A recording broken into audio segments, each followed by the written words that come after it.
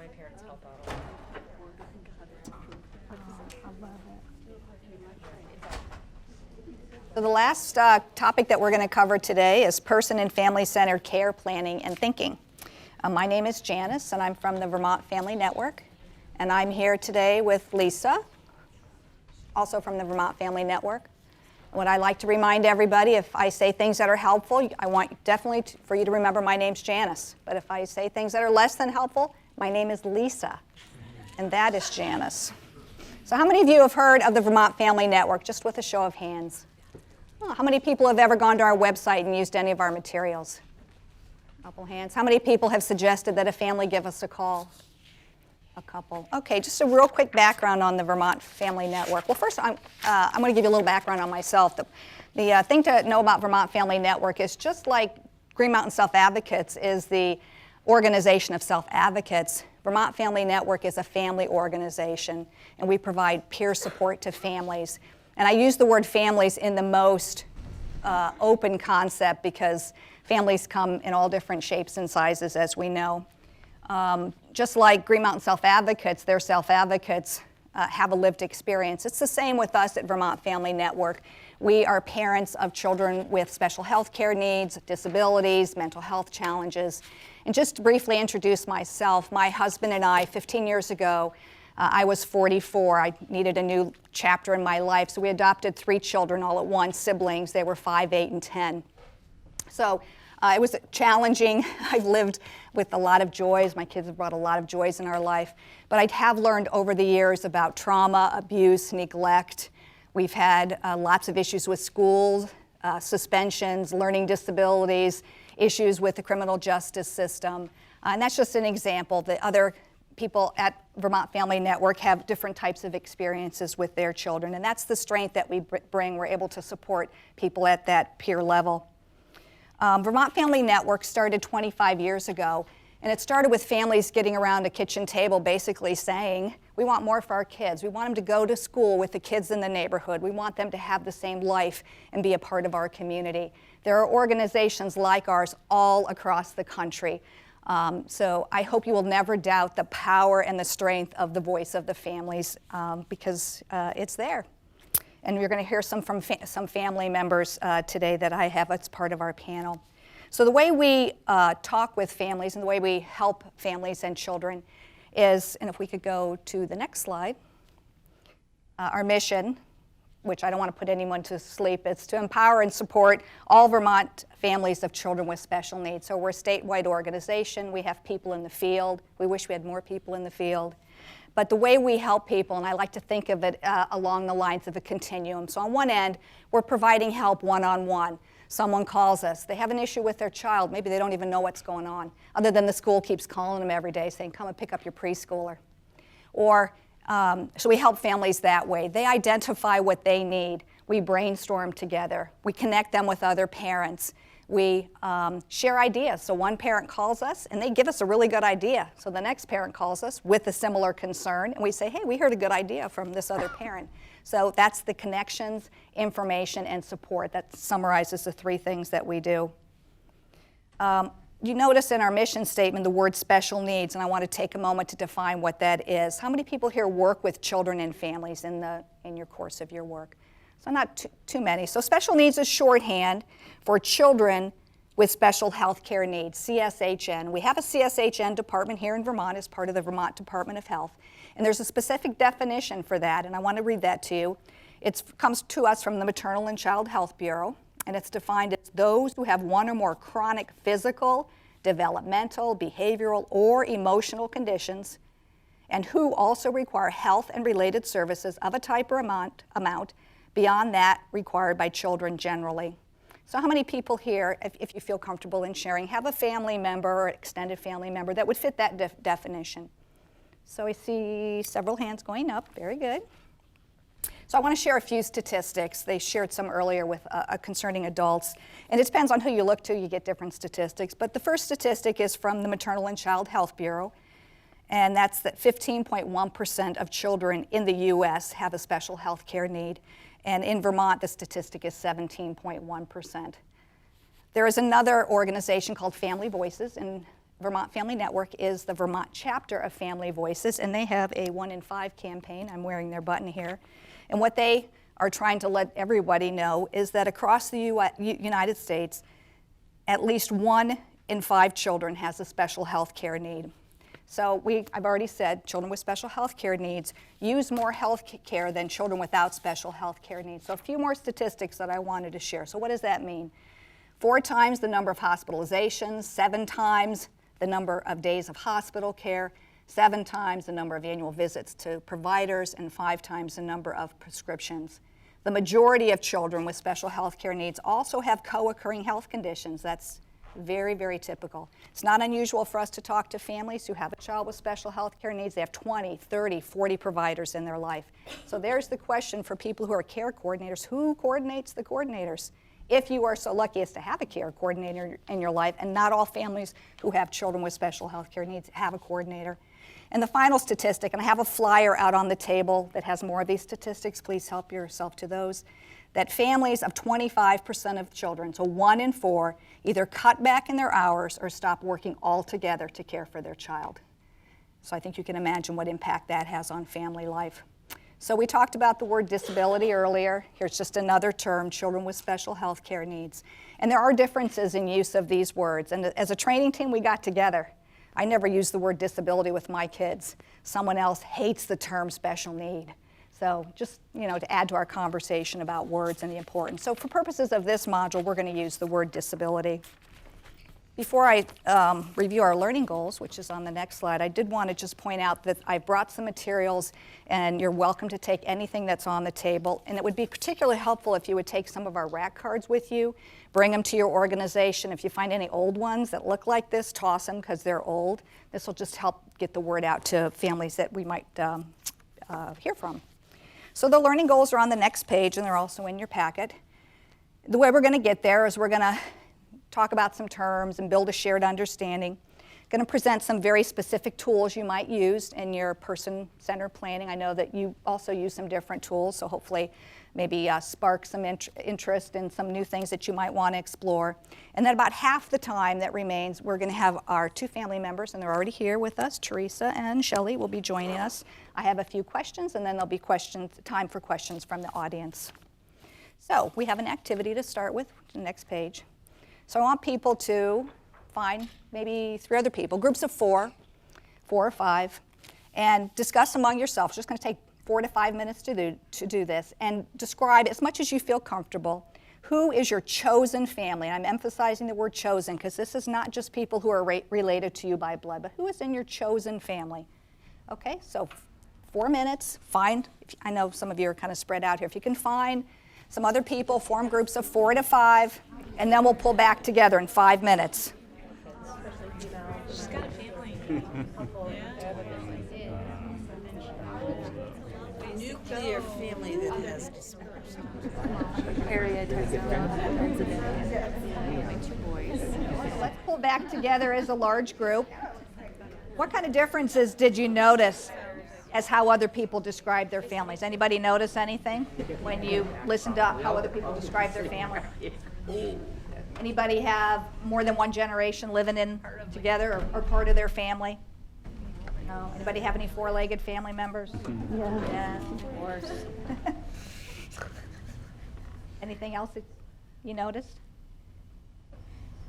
Anybody live in a different house, but you said they were part of your family? They didn't actually live in the same house, but they were part of your family. I see some heads shaking, hands going up. Okay, so the takeaway point here is that families define themselves, and that some families that you support and you work with, some families that come to us, they have a lot of family support. They have a lot of natural supports. Others don't have as much. And the last point is that there are real cultural differences in how families define themselves. I have the pleasure of working with 2 individuals. One is from the Somali Bantu community and one is Bhutanese. And they both were always talking about their aunts and uncles and cousins. And I thought, my gosh, you come from a huge family. Well, then they had to tell me that all the adults that are friends of their parents, they call aunt and uncle. And then consequently all their children are their cousins. So they have a huge family. So I just mentioned natural support. So who here can define what I mean by natural supports? Anybody? Yes. You don't have to pay. Why do you think that's important to talk about when we're talking about individuals who have disabilities? talk about natural supports.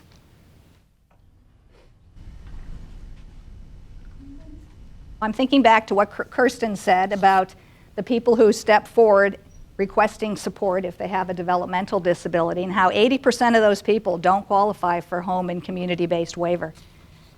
Those 80% of the people still want to have a good life, and they're not going to get that level of support that a waiver is going to offer.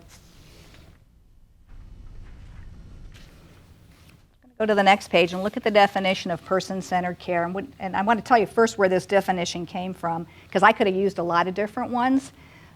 You can go to the Institute for Patient and Family-Centered Care, and there's a definition there. I could probably ask all of you what you think this means, and you might come up with a slightly definition. So this definition comes from the Vermont Healthcare Innovation Project's Disability Awareness Brief, and there are 6 of them. They're from June of 2015, and the resource is listed on your resource list within your book. So does anybody want to read this definition out loud? Okay, well then I'll read it out loud. The ability to engage, communicate effectively with, and take direction from the individual in decisions affecting the design, delivery, and evaluation of care management activities and service delivery, including honoring and respecting the individual's choices to take some risk in engaging in life experience. The concept of dignity of risk. So I don't think there could be a sentence that has more action verbs in it, but hopefully hopefully one of the messages that comes through, it is about active participation. Person-centered care isn't a gift that you give to people, it's something that they actively participate in. And it's mutually beneficial to everybody that's involved. I want to give you a background of where this term came from. It actually started with the definition family-centered care. It was first articulated by the Maternal and Child Health Bureau in 1995, and it was defined by a team of family leaders and professionals. I want you to think about what was happening 20 years ago. 20 years ago, babies were being born who normally wouldn't survive, but they were surviving. Medical advances happened year after year after year. And many of those infants were surviving with the help of living in the hospital. We had ICUs at that time that had a lot of strict rules. Parent could go in for an hour a day, that sort of thing. So family-centered care then morphed over time into person-centered care. The PCDC trainers that were here last month reminded us that coordinated care is also person-centered care. And if you haven't gone to their website, the Primary Care Development Corporation, they were the trainers last month. So do people not go to that training? Okay. So yeah, Okay. This is day 1 for this. Oh, this is day 1. This is Burlington section 2. So. Okay, very good. Okay, so you'll learn when you go to that training. They have a really good website with a introduction to care coordination, a manual right on their site that you could look at and download. So person-centered care is really for everyone.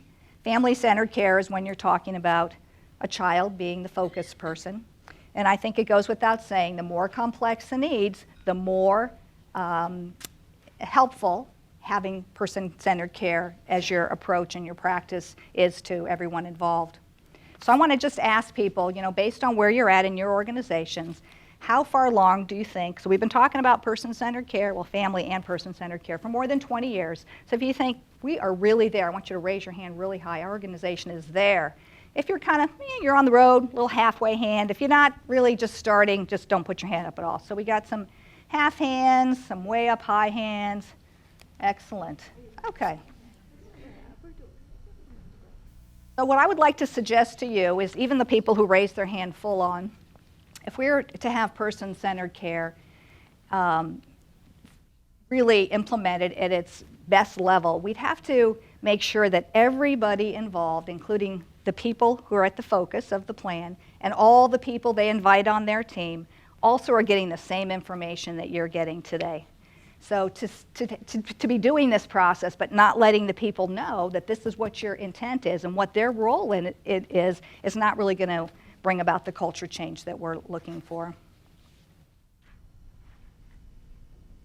I did want to mention that patient and family-centered care is endorsed by the Institute of Medicine, the U.S. Department of Health and Human Services, and it's designated as one of the core components of medical home by the American Academy of Pediatrics. So it's definitely what we've identified as the aspiration. Core values on the next page. I think Greenmount Self-Advocates couldn't have done a better job covering what is really at the heart of person-centered planning, is that everybody on the planning team has to see the person as a whole person. They have to believe in their heart of hearts that the person does have the right to self-determination and control, and that it is about active participation. I would suggest to you that not everybody needs to know how to write a great plan, but everybody has to come to the table always with these thinking and approach in mind. I'm going to skip the next slide. We'll come back to that. I don't know if I should have labeled this differences in terms, but there's really three things that need to come together when we're striving towards person-centered care. So the first thing is the approach. The approach are things you say in your staff meeting, your policies within your organizations, the way the systems are designed, the placards on the wall, the brochures that you might hand out to patients. That's your approach. Are those things necessary? Absolutely. Will they alone get a person to have a better life? Definitely not. Secondly, is a plan. You can have all the best plan in the world, but if it's not really truly based on what's important to the person, then it's a plan that really doesn't reach the final outcome of having the person have a good life. And to get to a good plan, we need to have that mindset. And when I use the word thinking, I'm going to be introducing and showing you a few person-centered thinking tools that you can use to discover information about the person that will in turn help you build a really robust plan. So this is just a broad brush, this next couple of slides, on some different person-centered thinking tools. And I know that some of you I've heard are using things like, maybe you can show me by show of hands, people using eco-mapping, Camden cards. Okay, we as a training team had not been trained in those particular approaches. So what we decided would be better is to present some tools that we have been trained in and we've used in our organizations just to spur some new ideas. And these resources did not end up on the resource list. We're going to send them out to you after the training, but I could also say them kind of slowly if anybody wants to jot some of these down. We could do days of training just on these tools. And so I wanted you to have some resources where you can find videos, blank templates, completed templates, and to keep in mind when you go to some of these resources, they're not healthcare focused or housing focused. These types of tools are used in lots and lots of different types of applications. They're used in educational settings when we're planning the transition of a youth from high school to life after high school. They're used for seniors. They can really be used in your own life. I had a colleague that used these tools with her father who was getting older and had dementia. So the first site, and this is healthcare focus, is the Institute for Patient and Family Centered Care. You're going to find a lot of resources on that site. We start to talk about some of these very specific tools. One really good site that a number of people in Vermont were trained on, the tools come from an organization called Helen Sanderson Associates. They're out of the UK. Can you repeat the first? Oh, the first one is the Institute for Patient and Family Centered Care. Helen Sanderson Associates. The Learning Community for Person-Centered Practices. And another really good one is Support Development Associates. Now, I want to say up front, when we're talking about these tools, and you're going to get a lot of information about a person, these tools are always designed to be used together. You're not just going to do one thing and say, we've discovered it. We've done person-centered planning. So they're designed to be used in combination. And the idea is also to take the learning from the use of these tools and make sure you're keeping that information somewhere. Have you ever been to a team meeting? Oh, this great information is discussed. Now you have the next team meeting. It's like, what did we talk about? So you're wanting to keep this. And in Vermont, I think a lot of people are using what's called a shared care plan. Anybody using? I see a few heads shaking. Shared care plan. It doesn't replace the treatment plan, but whatever you're using to keep track of the information. So let's just start with a few tools. So this slide, no, go to the next one. So the purpose of the tools is to discover information about the person that you can then use in planning. So this slide, each of those puzzle pieces represents a different tool, and we don't have enough time to go over each of these, so I picked a few of them just to kind of give you the idea. But the thing I wanted to point out first, all of these tools are for the purpose of discovering what is important to the person, and then balancing that in what is important for the person. So I hope if you remember nothing from today, that you, at least from the part I speak about, that you'll remember this idea of what's important to a person. So what do I mean by that? So let's look at the next slide. So the things that are important to the person are those things in life which help us be satisfied, content, comforted, and happy. So remember we did the wellness activity? That's the idea. Those are the things that are important to a person. But when you use these tools, you're going to dig much deeper. It's not enough for the person to say, oh, what's important to me is I like nature. It's really hard to build a very specific plan and a goal and a plan around why I like nature. So what does that mean? So it's digging deeper in all of those things.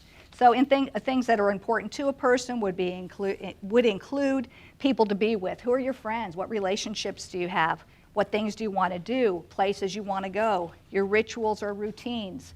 The rhythm or pace of life. Very important to understand what is someone's pace of life. What is their preferred pace? Is this a person who never sits down all weekend because they like to bike and garden, or is this a person who likes a lot of downtime? And the things to have or to own. So balancing that with what's important for. Important for are issues around health and safety, and that would include both physical and emotional safety. And oftentimes it's what others see as important to help the person be a valued member of their community. So I had an elderly parent, and I was very concerned about what was important for her, safety, making sure she had nutrition. And I didn't spend a lot of time asking what was important to her. So the reason this is really important is sometimes as people who are focused on health and safety is to get that balance and try to find out what's important to the person. So when you think about the people that you're working with and you're serving, what are some examples of the things that are important for a person in the organizations that you work with? Transportation. Transportation. Access to healthy food. Healthy food. Maybe taking medicine. Going to physical therapy. You need to have a support person if you're going to want to do a certain activity. So those are all things that are important for a person. And so the trick with all of this, and the reason we haven't looked at any of those puzzle pieces with the individual tools yet, but the reason we're talking about this is that the goal is to find a balance. If something is important for us and also to us, it's probably something we're going to do. But if it's just important for us and has no element whatsoever of what's important to us, probably not going to do it. So I know the big thing now is motivational interviewing. I see people taking that. I don't know anything about motivational interviewing other than I don't like the title at all. Like somebody's going to motivate me. That makes me want to, not be motivated. But so I don't want to suggest that the goal here is to try to convince something that what's important for them should be important to them, but rather to shine a lot of light on what's important to them and to try to find that balance. So if we really want people to do those things that are also important for them, we have to try to discover that element of what's important to them. Okay, so let's look at the first kind of set of tools. And this can look a lot of different ways. And I want to see, does anybody let's go to the next one. Oh, keep going. Oh, keep going. You're behind me. There we go. Here we go. Relationship map. And you can do this a lot of different ways. And I know this is a little bit small. But the idea here is the first tool is to put on paper, it might be a big piece of flip chart paper, whiteboard, whatever you use, and map out all the relationships that person has. And these are just 3 different examples of how you might do this. What you'll see in the one that says Format A on the far left is there's 3 kind of groups: friends and associates, family, and paid support persons. When you do this for a person who has a disability, what we frequently find is you don't have a lot of people up in the friends and associates category. You might have some people in the paid support. The middle is just a different way to represent the same thing. Sometimes you'll hear this idea called a circle of support. What's your circle of support? And this serves a whole lot of purpose. So simply seeing all the people that are involved in your life can really be energizing for people. It also can identify where there are some huge gaps. If you're working with a person and they don't have a waiver and they have no natural supports, that can be really telling, that you want to look at where some possibilities are that you might grow those natural supports. It's really a useful tool to also change relationships over time. If somebody gets a job, they're going to meet some new people, and that creates new connections. I moved from Colorado 7 years ago, and what I absolutely love about Vermont is it's like where you go, people know each other. You get people on a map, and you put names on a map. It's amazing. People say, "Oh, aren't you the brother-in-law of so-and-so who did the plumbing and married There's lots and lots of connections, and you want to draw on those, and you want to use person's network as much as possible. So that's the very first suggestion. So I just wanted to make a real quick Sure. comment on that. And I think this might be illustrated a little bit when we hear from the panel of families this afternoon, and they talk about being at the center and how complex it is to navigate that whole network. So it's a tool that can also help the person realize all the different components of their support network, but also for the providers in the network to know who else they can work with to help better meet the person's needs. And I think that's where, relationship maps, eco maps, whatever they are, can be really helpful tools as well, and team-based care. I've gone to meetings, supported families in different kinds of meetings, sometimes school meetings or other meetings. And when I've asked a family a simple question like, would it be helpful if somebody here just put a list of all the people that are involved in your life and what their name is, and what their telephone number is? Oh, that would be so helpful. So just even putting it on paper, you get so many people involved, you forget who all the players are, especially if you're a stressed out parent on very little sleep. So the next tool, again, I'm sorry that it's small, but when you go online, you'll see all these, and there's lots of variations of it. But this is called a personal profile. This isn't something you hand to somebody and say, hey, this is your homework, go fill it out, bring it in the next time we have a meeting. But this is something that through a conversation with someone, not an interview, but a conversation where you're listening, or a team meeting, you're filling in all the little pieces of this. So you'll see, if you can see it, it's small. There's a place for the person's photo. There's a place for what people like and admire about the person. That'd really be hard to fill out just by yourself, because it's frequently people around you who see things about you that you don't see about yourself. There's a place to put what's important to the person. And for a good match, a lot of times we're looking for support people. What kind of characteristics would that support person have to have? And what kind of support does the person want to stay happy and healthy? This is a one-page snapshot, and it can be helpful in a lot of different arenas. It can be really helpful to orient new members to a team. We have a bit of a crisis in Vermont as far as support people. Families will tell us again and again they get a personal care assistant, let's say, for their child, and then that person is gone, and then the next person comes, and they have to train the person. Lots of coming and going of people on the team. It also can be used for very specific purposes, like if the person is getting a new job or wants to start doing something new in the community. It doesn't mean you have to limit yourself to detail, but it's just good to get a one-page snapshot. Okay, the next tool is called 4+1 questions. You can fill in the blank at the top any way you want. So what have you done to improve? Maybe the person wants to volunteer in the community and they're not being successful with that. So the columns there say, what have you tried? What have you learned? What are you pleased about? What are you concerned? And what are we going to do or try next? So it's a tool to uncover how is it that we're learning? What else can we learn about how the person is learning? The next one is good day, bad day. And the idea here is to sketch out in enough detail so you get more information about what's important to the person. So not good day is when I'm on vacation. Bad day is every work day, that I have to go to work. So it's to get to a level of detail. All of us have routines and rituals and a pace of life. So I hope you see how these tools are starting to uncover, and it builds a picture about the person. And it helps them discover information about themselves. I've used these tools with my children as they have transitioned out of high school and they're figuring out what to do in their life. It's really interesting. It helps them discover things about themselves. So if you've never used these tools and you want to learn more, I'd suggest going online, looking at some of those videos, even trying them out on yourself or your family members or colleagues and seeing how it goes. So another big picture idea I want to leave you with when we're talking about person-centered planning is that we really always need to be focusing on outcomes and not services. So an outcome is a specific description of an experience or situation that will exist as a result of specific actions taken. An outcome and a service are not the same thing. Services help us reach outcomes. And when I get a call from a family and I'm talking to them on the phone, I have to stop my brain because I immediately start thinking services. Oh, you could call COTS, you could da-da-da-da-da-da-da-da. And I lose the essence of what is it we're trying to achieve. So if someone says to you, I want a day program, is that a service or an outcome? It's a senior, and they say, I want a day program. Is that a service or an outcome?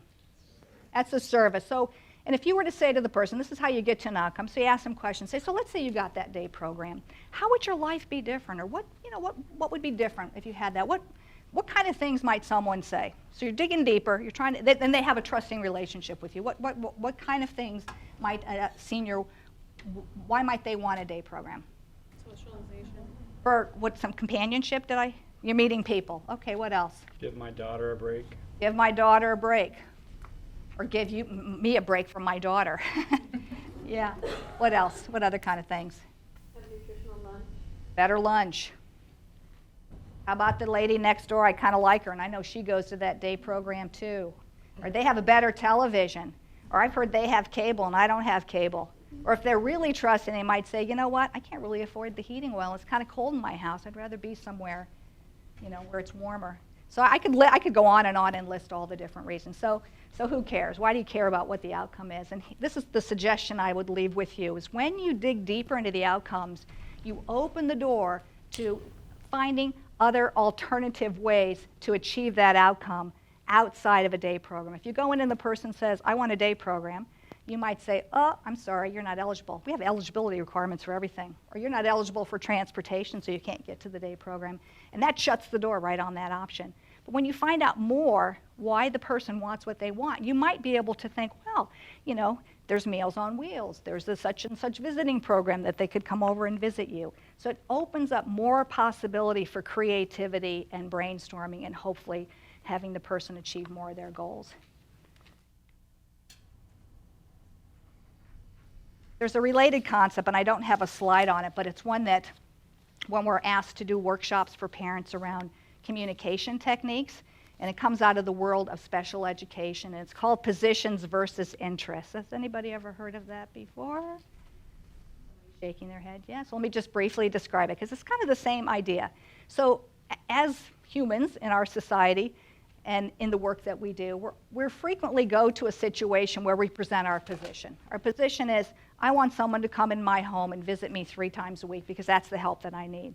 And the other person says, we can do 2 times a week. So you get stuck. 3 times a week. No, 2 times a week. So using the same idea, so what would be different if you had the person visiting 3 times a week? So that's uncovering the interest. It's the same sort of idea. So when you find yourself really hardened and you want to open the conversation to more possibilities, try to dig deeper and try to get to those underlying interests.